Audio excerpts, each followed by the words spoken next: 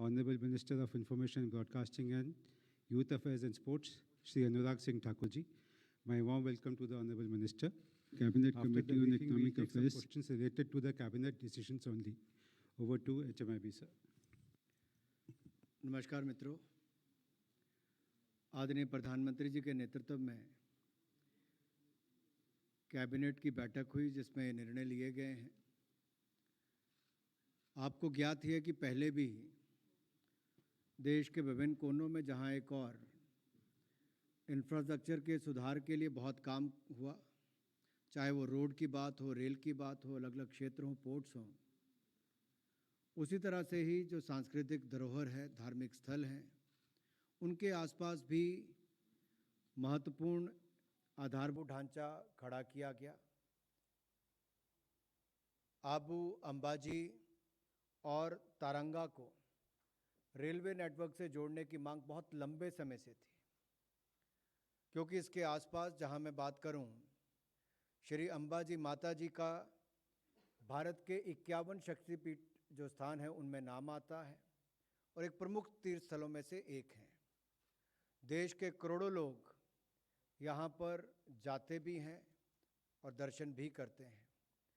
साथ ही आबू भी एक विशिष्ट पर्यटक स्थल भी है और यहाँ पर भी ब्रह्म कुमारी ईश्वरीय विश्वविद्यालय की स्थापना हुई है और उसका मुख्यालय भी है।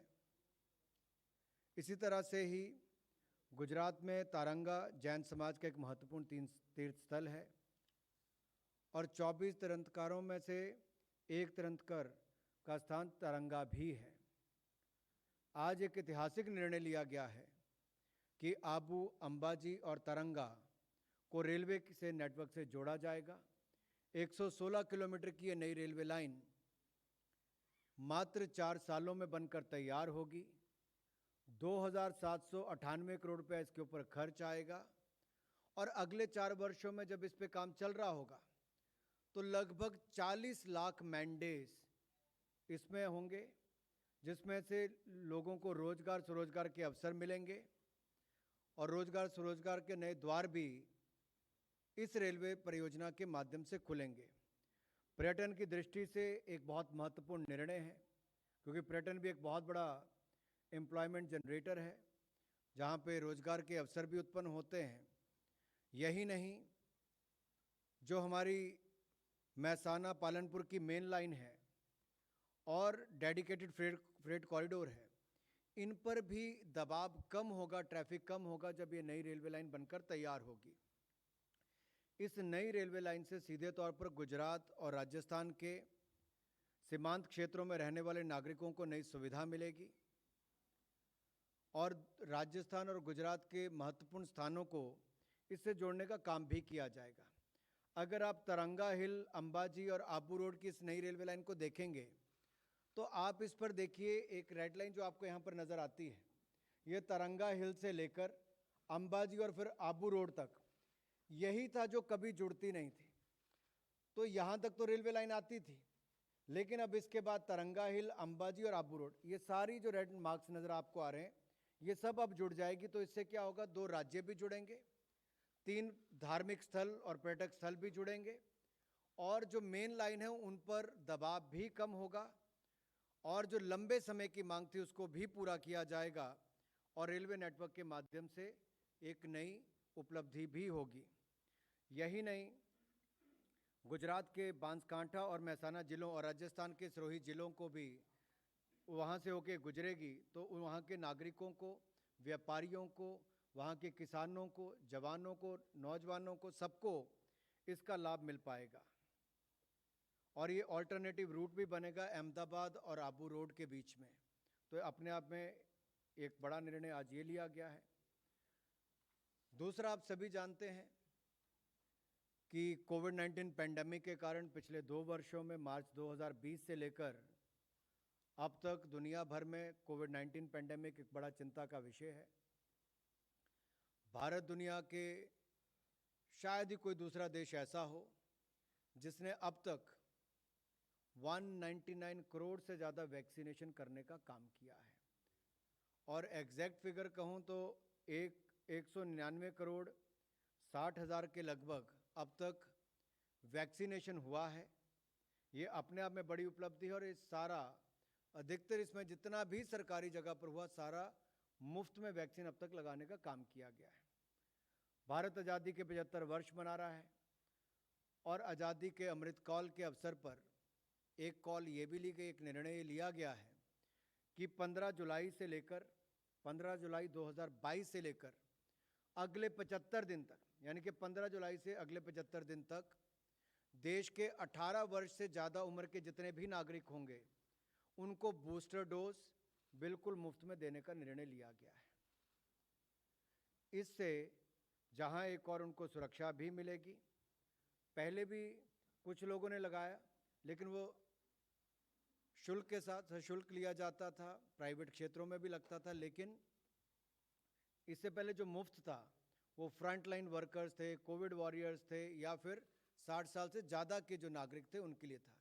अब इसको 18 साल से ज़्यादा की उम्र वालों के लिए साफ कर दिया है कि बिल्कुल मुफ्त बूस्टर डोज अब आप लगवा सकते हो और ये सभी सरकारी केंद्रों पर जगह जगह पर उपलब्ध होगा। तो मेरा आप सभी मीडिया के मित्रों से निवेदन विशेष तौर पर रहेगा कि कोविड-19 पेंडेमिक में भी आपने बहुत महत्वपूर्ण भूमिका निभाई। जब देश भी और दुनिया भी संकट से जूझ रही थी तो आपने फील्ड में जाकर जिस तरह से रिपोर्टिंग की, तो अब आप भी बूस्टर डोज जितना जल्द हो, आप में से अधिकतर 60 साल से कम वाले ही हैं, तो उसका लाभ उठाएं।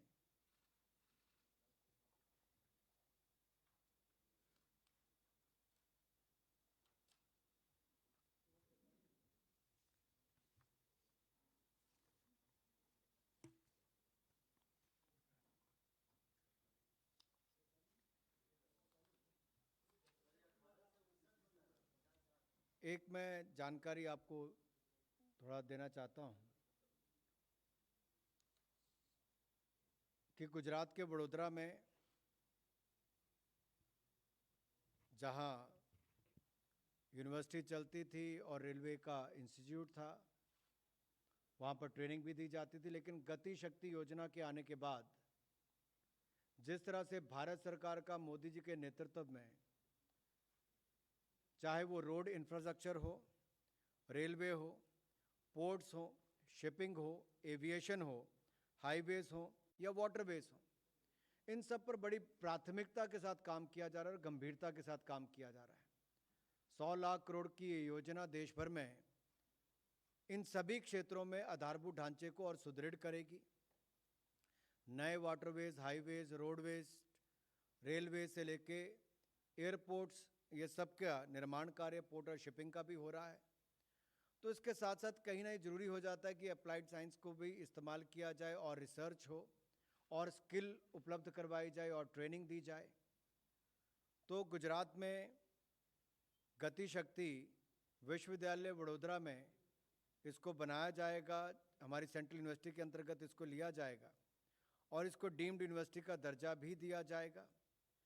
ये इंस्टीट्यूट पहले चल रहा है लेकिन अब इसकी क्षमता और बढ़ेगी और ज़्यादा कोर्सेज उसमें चलेंगे और डीम्ड यूनिवर्सिटी और सेंट्रल यूनिवर्सिटी के रूप में इसको देखा जाएगा। इससे लाभ क्या होंगे? क्योंकि जब आप इतना बड़ा इंफ्रास्ट्रक्चर पूरे देश भर में बनाने वाले हो तो उसके साथ साथ रिसर्च भी अच्छी हो, अध्ययन भी बेहतर हो, नए नए तरीके भी ढूंढे जाएं, स्किल्स भी उपलब्ध करवाई जाए और डिग्री और डिप्लोमा के कोर्स जहां स्किल्स में भी दिए जाएं तो बाकी भी अप्लाइड साइंस का काम भी इसमें करने का काम उस दिशा में हो। तो जहां मॉडर्नाइजेशन हमारे पूरे इंफ्रास्ट्रक्चर की हो रही है, वहीं पर दूसरी ओर इस इंस्टीट्यूट को भी अब सेंट्रल यूनिवर्सिटी का दर्जा एक डीम्ड यूनिवर्सिटी के रूप में देखा जाएगा। गति शक्ति विश्वविद्यालय का इसका नाम होगा वडोदरा में और इसका लाभ न केवल गुजरात के लोगों को बल्कि देश भर के युवाओं को मिलेगा, जहां उनको प्रशिक्षण, ट्रेनिंग, एजुकेशन, ये सारी सुविधाएं वहां पर उपलब्ध होगी। ये भी एक बहुत अच्छा निर्णय लिया गया है। Thank you, sir. We'll now take questions related to cabinet decisions only. 176. Sir ये जो बूस्टर डोज फ्री उपलब्ध होगी है 75 डेज, सर इधर प्रदीप सर, ये जो फैसला हुआ है कोरोना को लेकर और बूस्टर डोज को लेकर, क्योंकि ये देखा गया है कि बूस्टर डोज को लेकर बहुत उत्साह नहीं है, क्या इसके लिए लिया गया है या इसके पीछे क्या वजह रही है?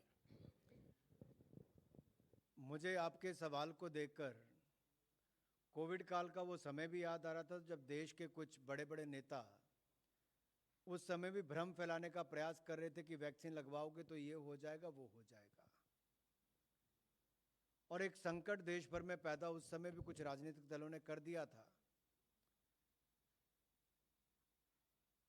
कि लोगों की जिंदगी से ऊपर राजनीतिक लाभ दिख रहे थे।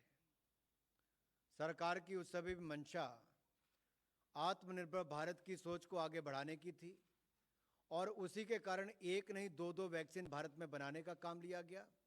और वही कारण है कि माननीय प्रधानमंत्री जी ने चाहे मन की बात के माध्यम से हो, टीवी चैनल्स के माध्यम से हो या देश को संबोधन करने की बात हो, बार बार वैक्सीनेशन पर बल दिया।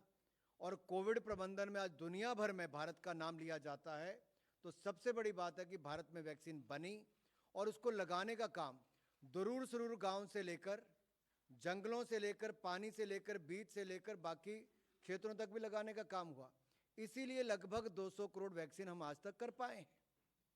लेकिन आज एक बार फिर ये लगता है कि बूस्टर डोज की आवश्यकता है और सरकार, आपको पता है कि अपने आप निर्णय नहीं, पूरी साइंटिफिक सोच के साथ जानकारी प्राप्त करने के बाद लेती है।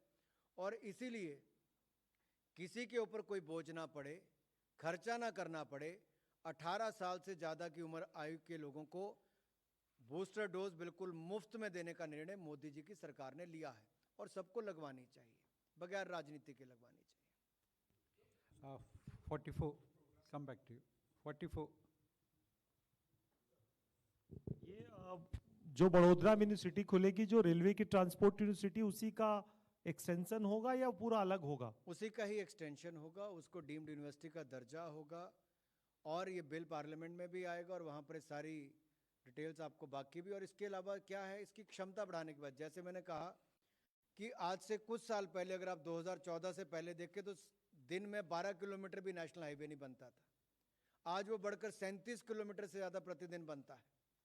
जहाँ एक और हाईवेज बनाने की रफ्तार को 3 गुना कर दिया गया, देश के गांव-गांव को जोड़ने का काम किया गया, वहीं पर वाटरवेज, पोर्ट, शिपिंग, एयरपोर्ट्स जिसकी संख्या 4 गुना ज़्यादा हो गई। अब निर्माण कार्य तो देश भर में होंगे, आधारभूत ढांचा भी बनेगा, सड़कों से लेकर हवाई पट्टियों तक, लेकिन क्या उसके पीछे उतना अध्ययन, रिसर्च, स्किल्ड मैन पावर और अप्लाइड साइंसेज इसका इस्तेमाल किया जाएगा? तो कोई ना कोई इंस्टीट्यूट की आपकी क्षमता को बढ़ाने की बात है, तो उसको रेलवे तक सीमित ना करके बाकी सेक्टर्स को भी, ट्रांसपोर्ट सेक्टर को उसका लाभ मिले।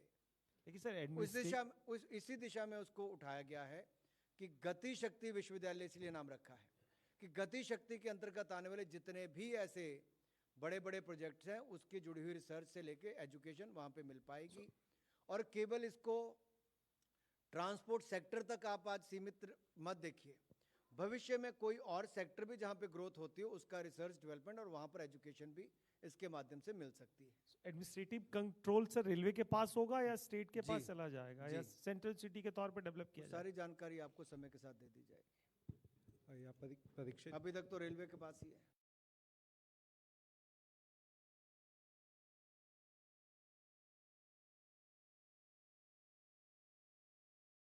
Also, what will be the cost to the government according to initial estimates? If you look at the earlier program, out of 199 crore vaccine administered as of today,